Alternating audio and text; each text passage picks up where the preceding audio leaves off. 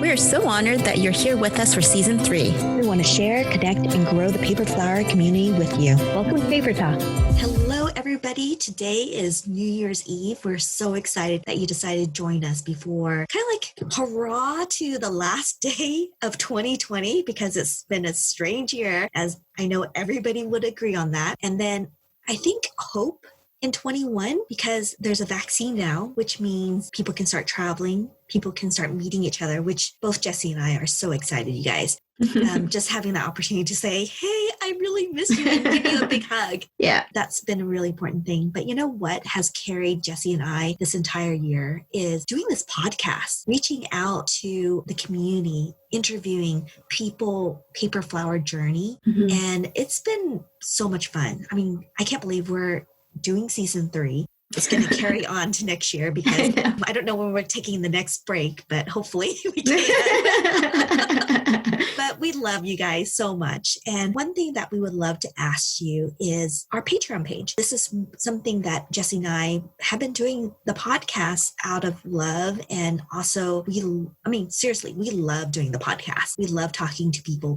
I love editing. It's been really fun because I'm constantly trying to educate myself and trying to improve all my skill sets. But then as we were talking to our bookkeeper, going through our numbers, we're like, oh my gosh, it's been kind of a financial drain on us a little bit. And so that's one of the reasons why we put together Patreon. And what Patreon is pretty much an artist, kind of like a GoFundMe, which I think is really important for artists because it gives us the creative leadway to create and not be bound by financial constraints, which I feel like we are dealing a little bit with here. And I'll tell you why. Let's break it down, Jesse. One of the biggest costs, let's talk about the financial costs of this. First of all, we have to have a place to host all the podcasts. And we do this through Simplecast. We actually research. There's so many really good ones out there. But financially, if you guys want to do a podcast, look at Simplecast. It's really easy. It's really affordable. We pay $25 a month to host all of our podcast episodes, which is fantastic. There's some that are higher price point. They offer a lot more options on making your podcast a little bit better. So that's one piece. I do all the editing. So we have to pay an editing software, which is, I use Adobe Suite, which has the Premiere, which has the Audition, which has the sound engineering capability to take away the background noise, to deverb, de-S certain things. So if you hear a lot of S's, that means I'm not doing the right job because I need to tone that down. So that's one thing I've learned this year is sound engineering, which is kind of cool. I can say I'm a sound engineer now. So that's been really fun. But that is probably one of our biggest expense. It's $50 a month, you guys. So we're already at $75 a month. And then we have to pay for a website. So we pay Squarespace for our website, which is $20. So that's another thing. And then one thing that has helped us greatly this year is hiring a copywriter. Hiring Kelsey has been a saving grace for us because we're producing so much content, and having someone focus on writing and focusing on the grammar, making sure that we have all the different bullet points, who knows our voice and is able to combine both Jesse and myself together has been really fantastic. So that is costing us pretty much about $45 per episode. And that we record 4 to 5 episodes a month. That's costing us between $180 to over $200 just to write the different show notes, to put together the episode blog posts. And then let's talk about the soft numbers. Jesse, do you want to take that?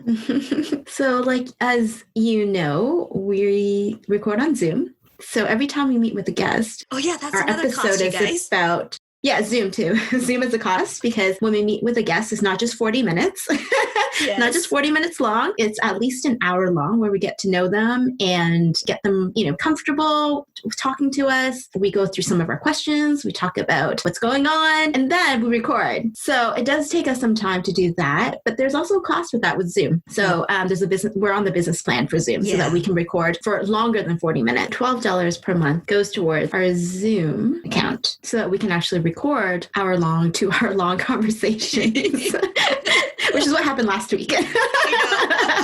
Oh my gosh. Fun, though. I know, it is. It's so much fun. But, Quinn edits the episodes, and in editing, she edits the audio. She puts in the beginning and the end and anything else that we need to make sure that we sound perfect. And so editing that podcast, I know sometimes it takes her 2 hours, sometimes it takes her 4 hours, depending on which episode and how many times somebody says, Yes, or anything else, or anything if they backtrack. I think one thing I love is I love editing just Jessie myself because I can bang it out. And we've gotten so much better about talking about our content where I don't have to do much editing, just a couple of and whatnot and and things like that people says.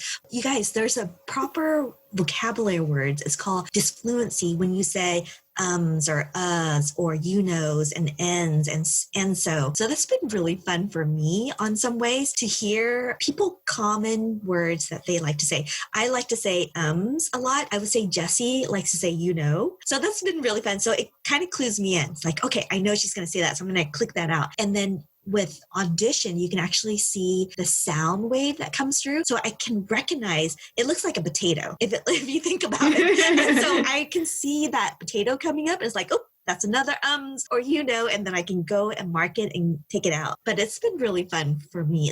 I play it like a game because I'm very competitive, you guys. I feel like you have to play it as a game or else you're sitting there for an hour and it's like, I know. Even though, if you guys look in the past, some of the podcasts are only like maybe 20 minutes long. It takes so much more than that because there's that introduction part and then cutting out any disfluencies, or it actually adds up to quite a lot of time and pauses. So you probably don't want to listen to all those silent pauses as our guests or ourselves are figuring what we're going to say. So cutting out those 10 seconds, 15 seconds, they really add up all those minutes. And so I can make everything very concise, make everything fluid. So cutting out long silent periods really does make your podcast sound a lot better. I know a lot of people, they don't care if there's but really, if you're listening to a lot, the they add up, and then you're kind of like, this is so unpolished. I know with Jessie and myself, we like the polished look. We like the polished sound, and taking that extra effort to go through, I'll leave a few in because probably one, I missed it, but also it makes us more human. So it doesn't bother me as much if I let a few go, but if there's a lot, that bothers me. And I know that would bother Jessie. And so I make an extra effort to make sure that the podcast does sound polished for you guys. So it makes it easier for you to listen to. Because who wants to listen to a boring, long, filled with silence podcast? Nobody does. There's a time and place for the silent pieces. Yes, exactly. And they're maybe not in our podcast with everybody's attention span nowadays. Like content fast, quick, concise. And, if we can do the editing and make that happen for you guys, that's what we would do. Yeah, exactly. It's one thing that, we don't mind doing because we like serving our community and making sure that we get those really good, valuable content in your hands or in your ears. Yeah.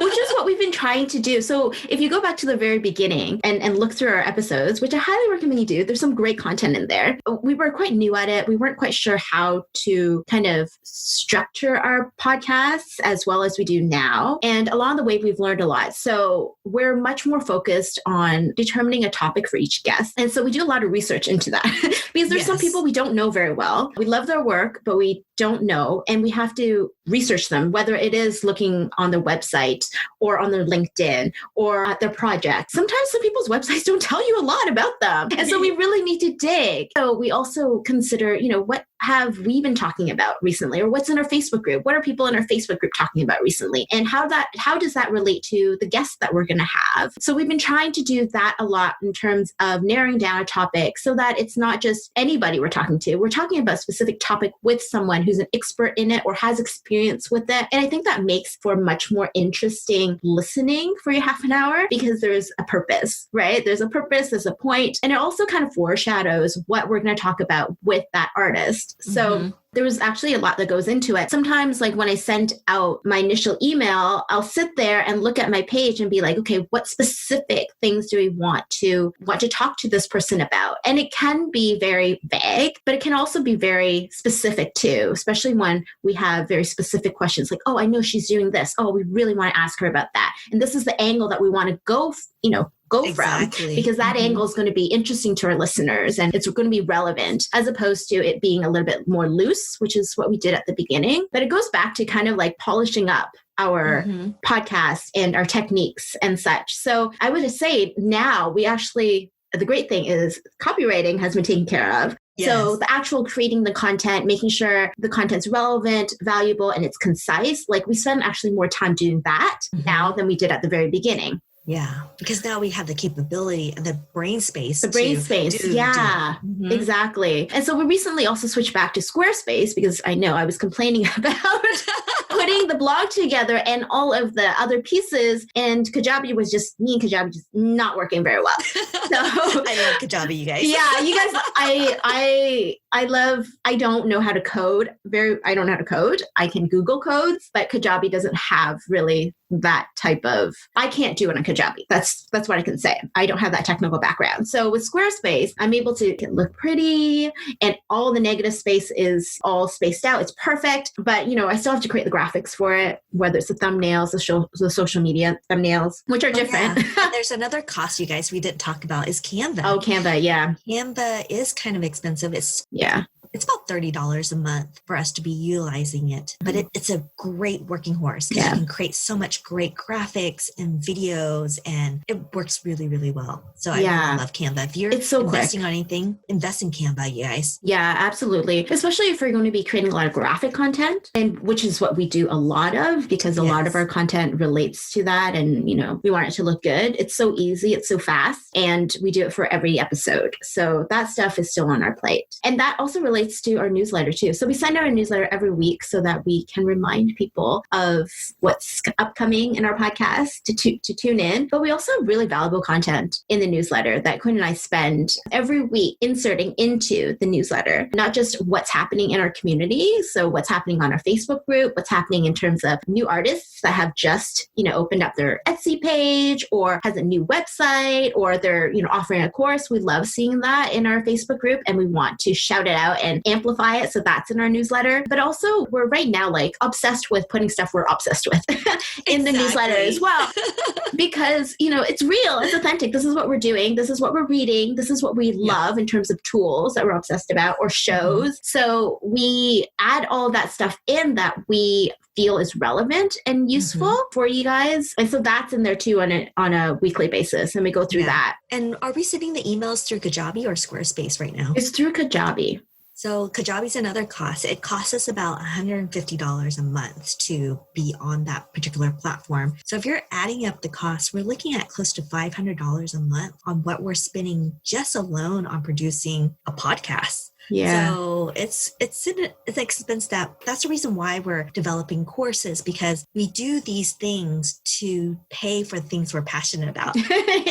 Podcasts, we are so passionate about it because, Jesse and I, we meet every single week, not just once, maybe twice, where we're recording, meeting up to talk about, hey, let's interview this guest. How are we going to put this angle together? So it's a cost. Even though we're making paper flowers, producing courses, it's indirectly paying for this podcast that you're listening to. It is. So any help, seriously, that you can help us to maintain this podcast, if you love it, we would be so appreciative if you think about supporting us through Patreon, because that will help us produce even better content and be able to free our brain space or give us the better reaching power to reach bigger guests. So some of the big guests that we're going to be having in 21, you guys, we're going to name drop it.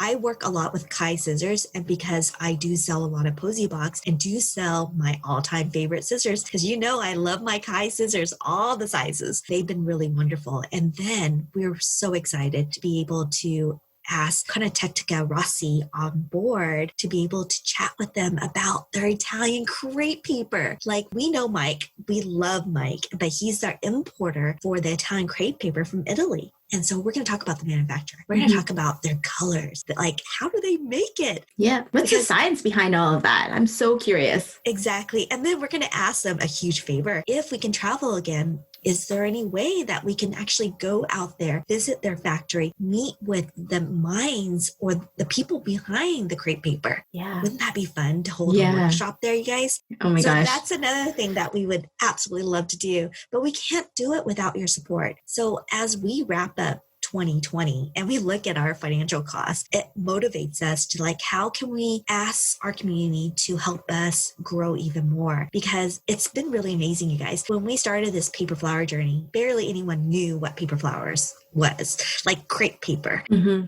They knew cardstock, which is fantastic. We love that medium. But our medium that we play with every single day is crepe paper. Whether it's German or Italian, we love those tiny little pleats that makes those petals super realistic. So we're just asking, if you love this podcast, if you love being on the Paper Flower Community Facebook page, if you follow either one of us, think about supporting us next year in 2021 on patreon.com/Paper Talk. Yeah, I think it's something that we've been thinking about for a while, but we're not the type to ask. No.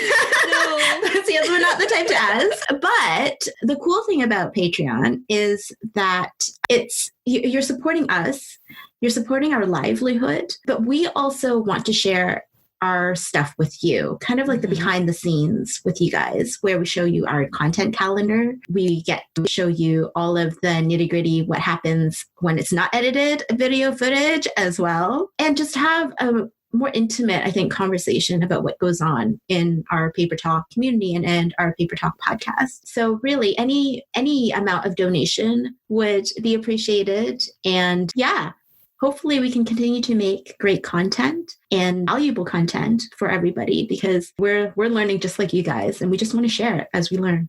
Exactly. Yeah. Because we want to make our Paper Flower community even bigger. Because the more people we have, the bigger our voices, the bigger the command. Like if you're looking to import Italian crepe paper or German or Kai scissors into your country, the bigger voice that we have, the more people that start doing paper flowers, that means the more buying power that we have. So we just want to be the bullhorn that shouts out to the world, because you know what? This podcast reach everywhere.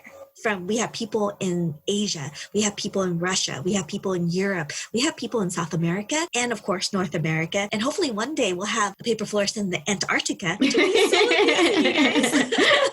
Why not? Yeah.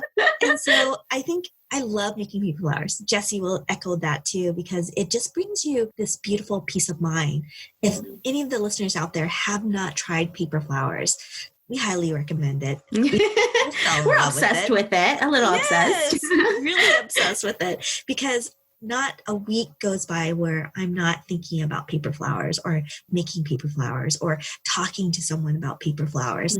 It's been really a passion I had no idea I had 5-6 years ago. And now, as Jessie said, we are totally obsessed with it. There's so many unopened boxes that we are so excited to open and explore with each of you. And we just love that you're here with us listening to this podcast. And yeah, it's been really an exciting journey, you guys. So next year, 2021, we're looking forward to bringing you more valuable content, because we're so excited for our guest list. Just like the first month alone, it's going to be amazing. And we look forward to talking more about people's paper flower journey, and then talking about our own too, and our everyday, I think. Our everyday, anything that would help you guys, to be honest, we would love to share. We want to share our struggles, our headaches that we have every single month about doing paper flowers, or like, why isn't crepe paper behaving the way it is? Like I remember it is. Oh man, so, yes. All right. Thank you so much, you guys. I hope that 2020 was the best that you could have made it, but we are so looking forward to 2021 with each of you. And yeah, Happy New Year, you guys. Bye. Bye. If you're looking for a way to support us, please hit subscribe and write us a review. We would appreciate it so much. You can also support us as a patron on patreon.com. Your contribution would help us continue to create great content for you and the Paper Flower community.